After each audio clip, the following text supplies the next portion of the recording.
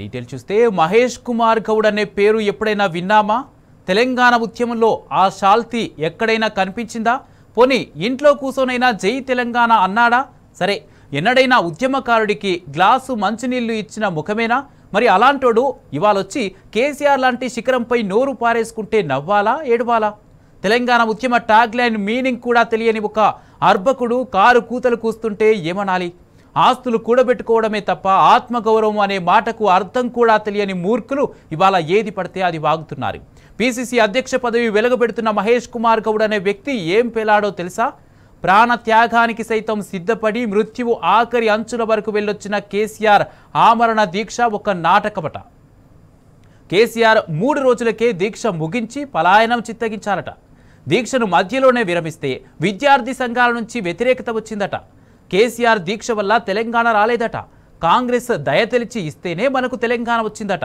ఇంకా ఏం కూసాడో తెలుసా? పొట్టి శ్రీరాములు చేసిన దీక్షకు కేసీఆర్ దీక్షకు పొంతనే లేదట. ఉద్యమ సమయంలో కేసీఆర్ కుటుంబం బంధువుల్లో ఎవరైనా చనిపోయారా అని వెర్రి ప్రశ్నలు కూడా వేశాడు. తెలంగాణ సెంటిమెంట్ను కేసీఆర్ వాడుకున్నారని ఇష్టం వచ్చినట్టు వాగాడు. దీక్షా దివాస్ పేరుతో మరోసారి సెంటిమెంట్ రాజేసేందుకు ప్రయత్నిస్తున్నారని నోటికి ఎంతొస్తే అంత వాగేశాడు మహేష్ కుమార్.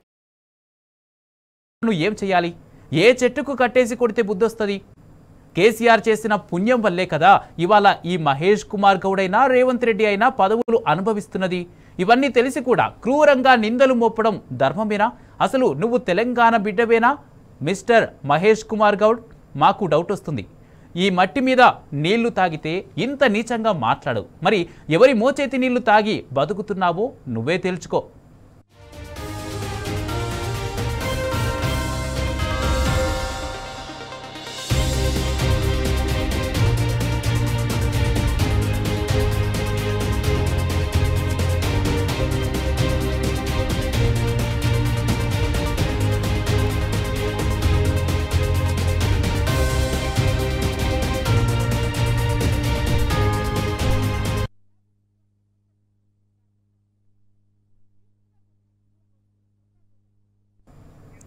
మహేష్ కుమార్ అనుచిత వ్యాఖ్యలకు సంబంధించి పూర్తి అప్డేట్స్ మా ప్రతినిధి లివిల్ లైట్ ద్వారా అందజేస్తారు. లివిల్, కొద్దిసేపటి క్రితమే పిసిసి అధ్యక్షుడు మహేష్ కుమార్ గౌడ్, బీఆర్ఎస్ అధినేత కేసీఆర్ ఒక ఉద్యమ రథసారథి తెలంగాణ స్వాప్నికుని పైన అడ్డగోలు కామెంట్స్పై ఉద్యమకారులు కావచ్చు తెలంగాణ వాదులంతా కూడా మండిపడుతున్నారు. మహేష్ కుమార్ గౌడ్ ఆనాడు తెలంగాణ ఉద్యమంలో ఎక్కడున్నాడో, ఇది ఎవరి పుణ్యం పిసిసి అంటూ కూడా ప్రతి ఒక్కరు కూడా మండిపడుతున్నారు. అయితే తెలంగాణ ఉద్యమ చరిత్ర తెలియని, తెలంగాణ స్వరాష్ట్ర ఆకాంక్ష తెలియని వ్యక్తి వాళ్ళ పిసిసి అధ్యక్షుడిగా ఉండడానికి కారణం ఖచ్చితంగా ఆనాటి ఉద్యమ రథసారథి తెలంగాణ స్వాప్నికుడు కేసీఆర్ కాదా అంటూ కూడా వాళ్ళ మండిపడుతున్నారు. మొత్తానికి వాళ్ళ ఏదైతే పిసిసి అధ్యక్షుడు దీక్షా దివాస్ సంబంధించి బీఆర్ఎస్ అధినేతపై చేసిన ఏవైతే కామెంట్స్నో దీనిపై బీఆర్ఎస్ శ్రేణులంతా కూడా మండిపడుతున్నాయి. అయితే మనతో మాట్లాడడానికి తెలంగాణ ఉద్యమకారుడు, సీనియర్ జర్నలిస్టు, బీఆర్ఎస్ నాయకుడు పల్లెరవనాడు చెప్పనన్న ఇవాళ పిసిసి అధ్యక్షుడు కేసీఆర్పై చేసిన కామెంట్స్ని చూడవచ్చు. ఆనాడు పిసిసి ఇవాళ పిసిసి అధ్యక్షుడిగా ఉన్న మహేష్ కుమార్ గౌడ్ ఆనాడు ఎక్కడున్నాడు అసలు? లివిల్ గారు, పిసిసి అధ్యక్షుడు మహేష్ కుమార్ గౌడ్ గారు దీక్షా దివస్ మీద మాట్లాడినటువంటి మాటలు అనేది చాలా బాధ్యతారాహిత్యము. ఆయనకి ఏమాత్రం కనీస అవగాహన, కనీస బాధ్యత, తెలంగాణ చరిత్రన, తెలంగాణ గరిమ, తెలంగాణ ఆకాంక్ష, తెలంగాణ భావోద్వేగం ఏది తెలియనటువంటి వ్యక్తి. కర్మగాలి ఏంటంటే, దురదృష్టం ఏంటంటే వాళ్ళ రాష్ట్రాన్ని తెలంగాణ సోయిలేని సన్నాసులు పరిపాలిస్తున్నారు. ఆ సన్నాసులకు తొత్తులాగా ఆయన వ్యవహరిస్తున్నాడు మా పిసిసి అధ్యక్షుడు మహేష్ కుమార్ గౌడ్ గారు. ఏం తెలుసు ఆయనకు? మహేష్ కుమార్ గౌడ్కు ఎక్కడున్నారు? ఆ రోజు 2009లో దీక్షా దివస్ రోజు తెలంగాణ కోసం తెలంగాణ సమాజం, తెలంగాణ బుద్ధిజీవులు, తెలంగాణ ప్రజలు తన్లాడుతుంటే ఈ మహేష్ కుమార్ గౌడ్ ఎక్కడున్నాడు? ఈయన భుజాల మీద మోస్తున్నటువంటి ఆయన ముఖ్యమంత్రి రేవంత్ రెడ్డి ఏడున్నారు? ఎవరి సంచులు మోస్తున్నారు? ఎవరికి బ్రోకర్లుగా పనిచేస్తున్నటువంటి వాళ్ళు? మీరు ఆ కేసీఆర్ గురించి మాట్లాడేటటువంటి వాళ్ళు, ఆ కేసీఆర్ దీక్షా దివస్ గురించి, కేసీఆర్ దీక్ష గురించి మాట్లాడాలంటే మీకు సిగ్గుండాలి. ముందు కాంగ్రెస్ నాయకులు, ఎవడు తెలంగాణకు ఈ కర్మ పట్టించినటువంటి వాడు? తెలంగాణ వేలాది మంది రక్తం పారించినటువంటి వాడు ఎవడు? మోసం చేసింది ఎవడు?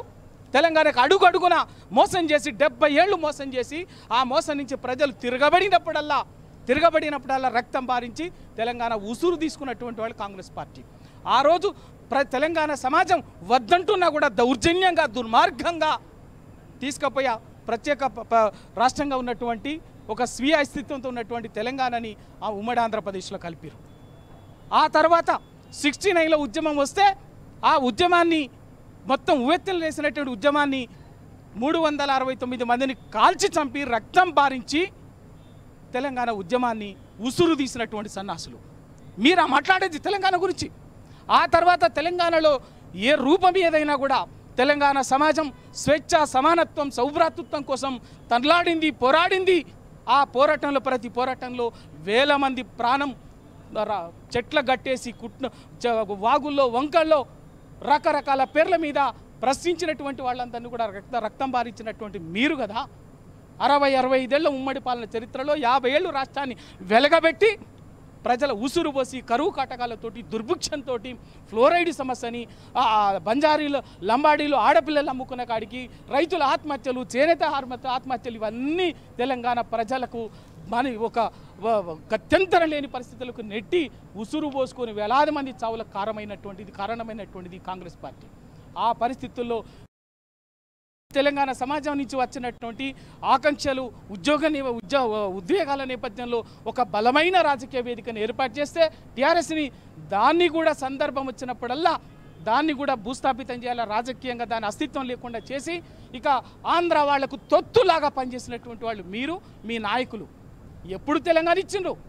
తెలంగాణ టీఆర్ఎస్తో పొత్తు పెట్టుకుని 2004 ఎన్నికల్లో ఏం పెట్టిన? ఎన్నికలు అయిపోగానే అధికారంలోకి రాగానే కేంద్రంలో కామన్ మినిమం ప్రోగ్రామ్ అని చెప్తిరి.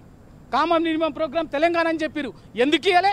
ప్రణబ్ ముఖర్జీ కమిటీ అంటారు, ఆ కమిటీ అంటారు, ఈ కమిటీ అంటారు, రఘువంశీ ప్రసాద్ కమిటీ అంటారు. ఎన్ని కమిటీలు వేసిండ్రు? ఎక్కడ పోయినాయి? అయినా మోసం చేసి మళ్ళీ 2009లో ఇష్టారాజ్యంగా మోసం చేసి అయిపోయి. ఇదే మీ ముఖ్యమంత్రి కదా వైఎస్ రాజశేఖర రెడ్డి ఏమన్నాడు? ఇదే నిండు అసెంబ్లీలో 2009లో, అయ్యా ఈటెల నీకు తెలంగాణ వాదం ఎక్కడుంది, ఎక్కడ పెట్టుకుంటావు తలకాయని మాట్లాడి ఒక వికటాట్టహాసం చేసినటువంటి వాళ్ళు మీ కాంగ్రెస్ నాయకులు, మీ ముఖ్యమంత్రులు. ఆ రోజు కిరణ్ కుమార్ రెడ్డి ఏం చెప్పిండు? తెలంగాణకు నయా పైసా ఇయ్యను, ఏం పిక్కుంటారా పిక్కుండి అంటే ఏం బిక్కుర్రు? మీ జుట్టు మీరు బిక్కున్నారు తప్ప ఒక్కడికి నోరు పెక్కలే, ఒక్కరు మాట్లాడలే. కేసీఆర్ దీక్షతోటి తెలంగాణ సమాజం అంతా ఒక్కటైంది, తెలంగాణ సమాజం నిలబడ్డది. నువ్వుగా నేను కాదు చెప్పేది, నీకు చరిత్ర తెలిస్తే, నీ ముఖ్యమంత్రికి చరిత్ర తెలిస్తే, నీ ఆ రోజు హోంశాఖ మంత్రి ఉన్నటువంటి చిదంబరం గారి రికార్డులను చూడండి పార్లమెంట్లో.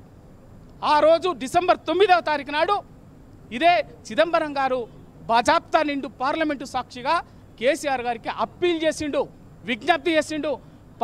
భారత పార్లమెంటు తరఫున 150 కోట్ల మంది ప్రజల తరఫున కేసీఆర్ గారికి విజ్ఞప్తి చేస్తున్నా, మీరు ఆమరణ నిరాహార దీక్షని విరమించుకోండి, మీ ప్రాణం కూడా మాకు ముఖ్యం, తెలంగాణ ప్రజల ఆకాంక్షలు ఎంతో, మీ ప్రాణం కూడా మా ముఖ్యమని చెప్పి అప్పుడు కదా విరమించుకున్నది. మీరు ప్రకటన చేసిన తర్వాత ఆ తర్వాత కూడా మళ్ళీ దొంగ నాటకాలు ఆడుతీరి. ఒక్కసారి మహేష్ కుమార్ గౌడు ఒక్కసారి చనిపోయినటువంటి 1200 మంది విద్యార్థి యువ కిషోరాల మరణ వాంగ్మూలాలను చదివితే తెలుస్తుంది ఎవరి పేర్లు రాసిండ్రు, వాళ్ళ చావుకు కారణం ఎవరని చెప్పి రాసిండ్రు.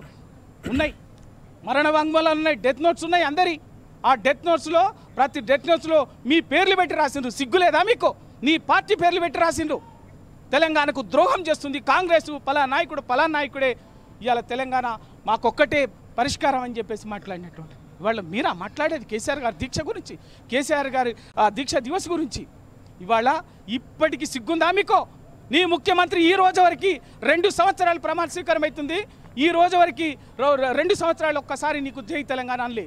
ఒక్కసారి జై తెలంగాణ అనేటువంటి వాడు ఇలా రాష్ట్ర ముఖ్యమంత్రిగా ఉంటే మీకంటే తెలంగాణ అమరవీరుల మీద ప్రేమ పుట్టుకొచ్చిన అది మీకు ముక్కు నేలకు రాయాల బిడ్డ మీరు. కేసీఆర్ గారు అదే 560 మంది తెలంగాణ కోసం త్యాగం చేసినటువంటి వాళ్ళకు ఆర్థికంగా సాయం చేస్తుంది. మీరు చెప్పారు కదా 1200 మంది ఏం పీకుతున్నారా? 2 ఏళ్ళు అవుతుంది కదా, మిగతా వాళ్ళకి ఎందుకు వెళ్ళా మీరు? ఆ రోజు విషయం కక్కిరు కదా, నోటికొచ్చినట్టు మాట్లాడారు కదా. ఎవరికో 4-5 10 మందికి మీరు నచ్చినటువంటి వాళ్ళకి కేసీఆర్ మీద వ్యతిరేకతతో మాట్లాడేటటువంటి వాళ్ళకి ఇచ్చేసి మీరు ఏదో వాళ్ళతోటి చప్పట్లు కొట్టించుకొని వాళ్ళతోటి గొప్పగా మాట్లాడించుకొని ఇంకా మేము తెలంగాణ మొత్తం ఉద్యమకారులని తెలంగాణ సమాజాన్ని ఉద్ధరించినట్టుగా మాట్లాడితే తెలంగాణ సమాజం ఊరుకోదు. బరాబర్గా తప్పకుండా కేసీఆర్ గారి దీక్ష గురించి కానీ కేసీఆర్ గారి తెలంగాణకు చేసినటువంటి త్యాగం గురించి కానీ పోరాటం గురించి మాట్లాడితే ఖబర్దార్ తప్పనిసరిగా అదే స్థాయిలో మీకు మీరు మూల్యం చెల్లించుకోవాల్సి వస్తుంది. ఓకే కుమార్, మరి మరికొంతసేపట్లో మరికొంతమంది ఉద్యమకారులతో కూడా మాట్లాడే ప్రయత్నం చేద్దాం కుమార్.